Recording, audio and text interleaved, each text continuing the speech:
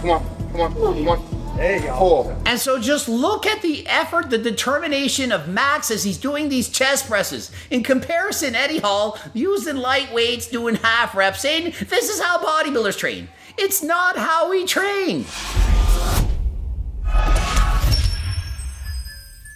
Coach Greg, and boy does Eddie Hall need our help.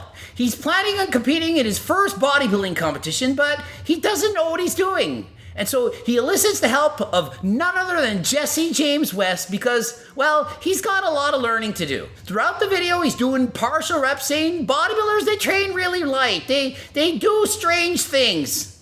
Jesse's like, no, they don't. And so we're going to watch the video, correct him where he's wrong, in the hopes of educating Eddie Hall on exactly how you're supposed to train in the gym. That's what bodybuilders do in it, Jamie.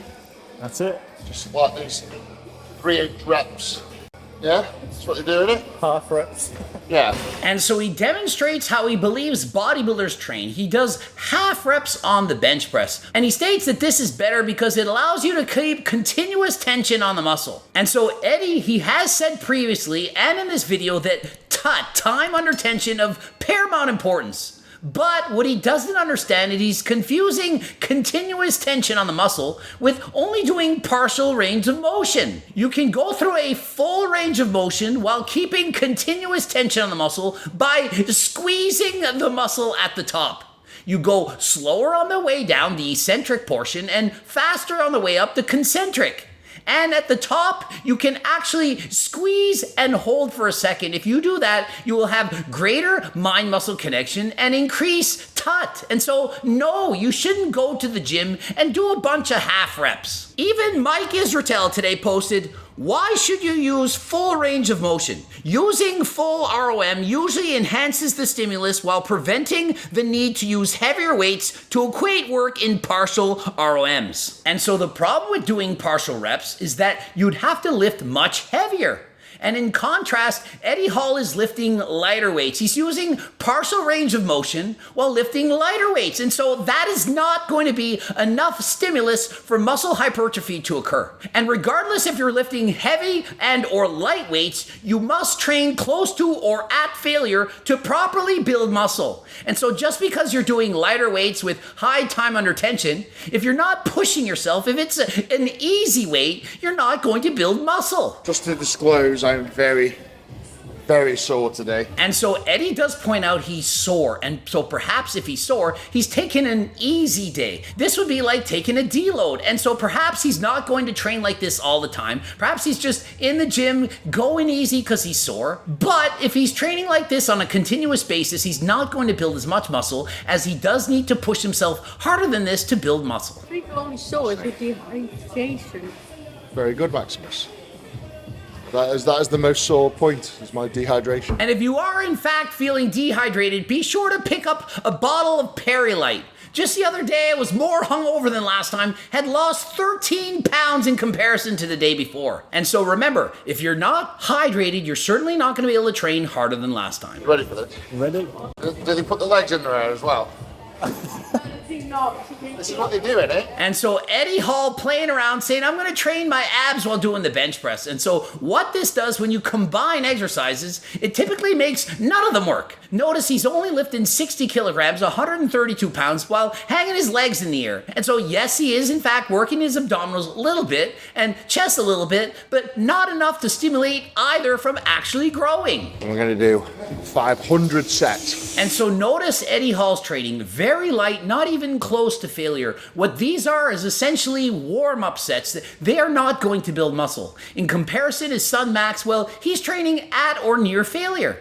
And listen, Max is a beginner. If you're first joining the gym, you don't actually have to train that hard. It's only after you progress from a beginner to an intermediate lifter that you now have to train harder than last time and push yourself to failure and or beyond. Keep the tension on constantly. I'm actually feeling pretty pumped from that. Was that 4 sets of 25 reps with 110 kilo. And so Eddie does 4 sets of 25 reps with 110 kilograms, 242 pounds. And you're thinking, no, that's really heavy. It's not. Eddie Hall can bench press possibly over 600 pounds. And so 242 pounds for Eddie, it's not even 50% of his 1 rep max. And if he's doing 25 reps for 4 sets, yeah, he's getting a pump, but a pump doesn't mean you build muscle. Another thing I'm trying to do is minimize the time between sets. It's like I'm still, by the time Max is done his set, I'm getting the weights on and I'm going again. And so what Eddie says is, I'm minimizing rest between sets. I'm not pushing myself that hard, but I'm not resting very long. I'm getting that lactic acid burn. I'm going set to set. I'm hardly resting.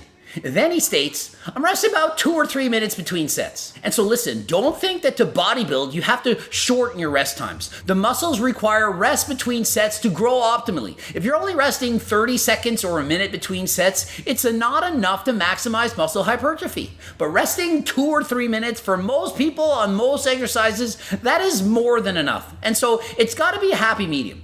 Eddie Hall used to strongman and powerlifting training. They rest perhaps 5 or more minutes. But for bodybuilders, for the most part, please rest a minimum of a minute, but perhaps 2 or 3 minutes, that is sufficient to replenish ATP stores to allow you to push harder than last time. If you're not resting enough, you're not going to recover, the weights are going to be lighter, and you're not going to push the muscles to grow optimally in comparison to lifting with heavier weights. All the way up, all the way up. Oh, the burn. And so it's not as if he's not pushing hard on some sets. Eddie Hall is in fact training harder than last time, going near failure on some of these sets. And so what he's doing for the most part is referred to as junk volume. If you're doing 20 sets of chest in a workout and 15 of them at a warm-up level, then those are just warming the body up. They're not required. In essence, you're wasting time. You could easily reduce the volume in half, train harder on the remaining sets, and get more out of your workout. And so don't think you have to go to the gym for several hours doing set after set of junk volume in order to stimulate growth. Bodybuilders do like these quarter reps, just keeping the tension up. You're putting us down, man. Oh, that's what you do, though. And so Eddie's saying, I'm doing a bodybuilding workout, bunch of quarter reps. Jesse's like, come on, don't put us down. We don't do that. Bodybuilding reps, yeah? Yep. No. It's like that. Go all the way, go all I've the way. been doing it wrong. Mainly what they'll do, they'll go like an inch to Like stop. right there. Stop at the end. But really what I would suggest is really squeeze at the top.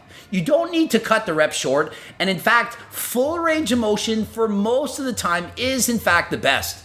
But what I would suggest is once you can no longer do a full rep, you then do a partial rep. That allows you to train harder than last time, past failure, and really can push you to further muscle growth for the intermediate to advanced lifter. Push through the heels of your feet. 3, stop wriggling. Try and just power through. Come on, come on, come on. There you go. 4. And so just look at the effort, the determination of Max as he's doing these chest presses. In comparison, Eddie Hall, using light weights, doing half reps, saying this is how bodybuilders train. It's not how we train. Oh, Nice. holy burn. Also, bodybuilders do a lot of supersets. Super, so we'd have to do this with something else. That's exactly what I'm doing. And exactly, supersets a great way to push yourself beyond failure. You get to your limit and then jump to another exercise and superset from there. And so notice Eddie Hall only has 2 plates aside of an incline chest press. My guess, Eddie Hall would have to do 100 to 200 million thousand reps to go and feel a burn doing an exercise like this. Eddie Hall is a freak of nature. He's so strong, there's no way this is heavy enough to stimulate muscle growth from occurring. And so listen, tut is a thing. You do need time under tension, but it also has to be hard. Look, I'm training my shoulders. If I do this for 100 reps, I'm not going to develop shoulders of Chris Bumstead. It also needs to be hard. And don't forget, if you're getting that lactic acid burn, doing supersets, doing high reps, time under tension training, pick up some beta-alanine. It will help to buffer lactic acid so that you can keep pushing harder than last time. And so Jesse, 2.5 plates. Eddie then uses 3 plates. Eddie's twice as strong as Jesse. There's no way this is heavy enough for Eddie Hall to grow. Eddie Hall does in fact end up with 1 hard set. He goes up to 4 plates and you can see he's getting help from Jesse doing forced reps, and this in fact was harder than last time. And so the previous sets, 2 plates, 3 plates, those are just warm-up sets. Perhaps you could refer to it as junk volume, but if he feels the need to really warm up this hard, after all he's only done about 12 sets of chest beforehand, it's perfectly okay to warm up and progressively get heavier in each set and do that 1 final set harder than last time. You'll deplete yourself completely, dehydrated. Yeah. You'll get some carbs in you. I don't need that. The I'm already massively dehydrated. And remember, Eddie Hall has a significant advantage over his other opponents, and it's not because he has more size, it's because he's mastered the methods of becoming dehydrated. Clean carbs. You want carbs that don't have water. Okay, Haribo.